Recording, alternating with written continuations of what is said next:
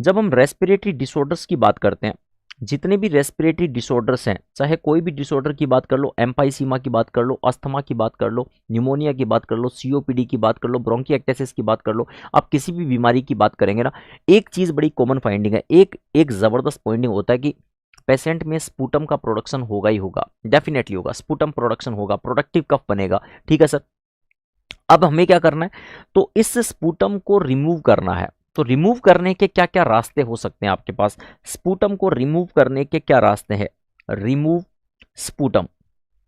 देखो जितने भी रेस्पिरेटरी डिसऑर्डर होते हैं ना, तो दो इंटरवेंशंस हमेशा याद रखो, एक तो होता है डिस्निया का, एक होता है डिस्निया का इंटरवेंशन, और कि डिस्निया अगर पेशेंट में है, और ऑब्वियस सी बात है जितने भी रेस्पिरेटरी डिसऑर्डर है सब में डिस्निया होता है। Sir remove the sputum, sputum को रिमूव कैसे करें, और स्पूटम तो बनेगा ही बनेगा चाहे वो प्रोडक्टिव कफ है। तो शुरुआत कैसे करते हैं, सबसे पहले ना क्लाइंट की है ना, जो भी आपका क्लाइंट है उसकी पहले ना पोजीशन जो है ना वो फ्रीक्वेंटली चेंज करते रहो, पोजीशन फ्रीक्वेंटली चेंज करो, फ्रीक्वेंट चेंज द पोजीशन।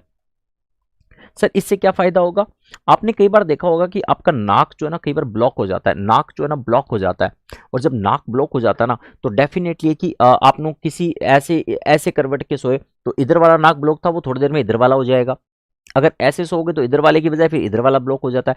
मतलब आप पोजीशन जब चेंज करते हो ना, तो आपका कंजेशन भी हल्का हल्का नाक का दूर होता है, राइट। ऐसा ही हमारे एयरवे के अंदर है, रेस्पिरेटरी एयरवे के अंदर अगर म्यूकस ज्यादा इकट्ठा होने लगा, तो अगर आप पेशेंट की फ्रीक्वेंटली पोजीशन चेंज करोगे, तो म्यूकस जो है वो एयरवे से चिपकेगा नहीं, और चिपकेगा नहीं तो व्यक्ति को कफिंग करके उसको हम बाहर निकाल सकते हैं, राइट। तो याद रखना, तो पोजीशन जो है ना वो फ्रीक्वेंटली आपकी चेंज कर देनी है। ठीक है सर, तो फ्रीक्वेंटली पोजीशन चेंज कर दी। अब और क्या करना है, आपको ना वाटर इनटेक की एडवाइस करनी है, पेशेंट को कहना है कि वाटर इनटेक करो, वाटर इनटेक करो। कितना सर, 3 से 5 लीटर की एडवाइस की जाती है अगर कोई सीवीआईटी का केस है तो। पानी कम पीता है, बट पानी को पिलाने की ज्यादा कोशिश करते रहनी चाहिए। क्यों, क्योंकि अगर ज्यादा पानी पिएगा तो डेफिनेटली है कि जो म्यूकस होगा वो कैसा हो जाएगा, लिक्विफाइड, और लिक्विफाइड म्यूकस को बाहर निकालना बहुत आसान होता है।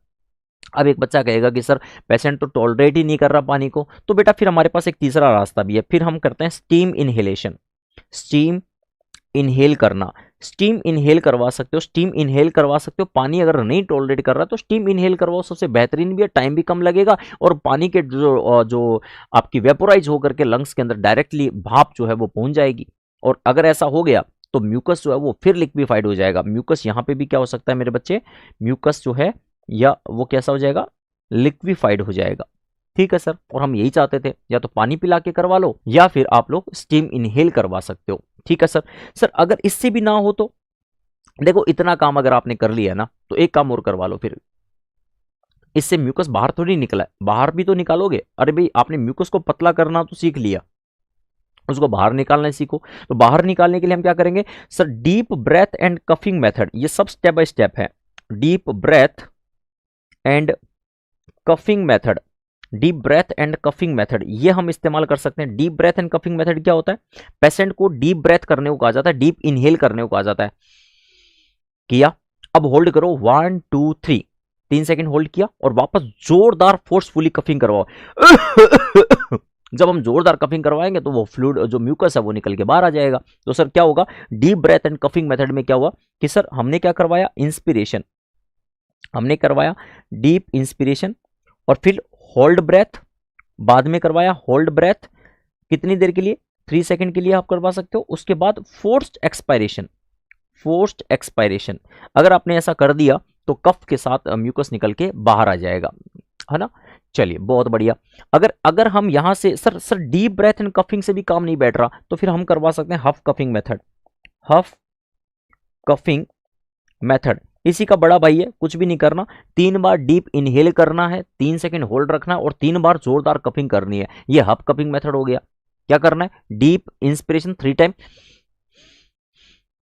3 सेकंड होल्ड, और फिर 3 बार कपिंग जोरदार। तो ये होगा हफ कपिंग मेथड, ये होगा हफ कपिंग मेथड। सर इससे भी पार नहीं पड़े तो, सर इससे भी पार नहीं पड़े तो, सर इससे भी अगर ना होना तो फिर हमारे पास और भी कुछ रास्ते हैं। सर वो क्या हो सकते हैं, सर इसके बाद में sputum removal devices, sputum removal devices, हमारे पास स्पूटम रिमूवल डिवाइसेस होती है, जिसमें एक नाम बड़ा फेमस है जो हमारे क्वेश्चन का पार्ट है, incentive spirometer, incentive spirometer.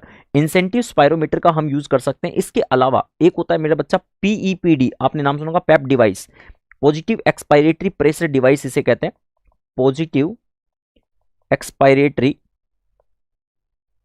Pressure device, positive expiratory pressure device के नाम से भी जानते हैं, ये हम दे सकते हैं। ये क्या होता है सर, आपने कई बार छोटे बच्चों के लिए एक चेयर लेके आए होंगे, जो एक होता है ना, छोटी चेयर लेके आते हैं, बैलून टाइप की, छोटे से डब्बे में आती है, उसको हवा भरेंगे तो वो एक बड़ी चेयर बन जाती है, उस पर छोटे बच्चे को बैठाते हैं, बच्चा बड़ा खुश होता है, आ हा हा, मजा आ रहा है, मजा आ रहा है, ऐसे ना।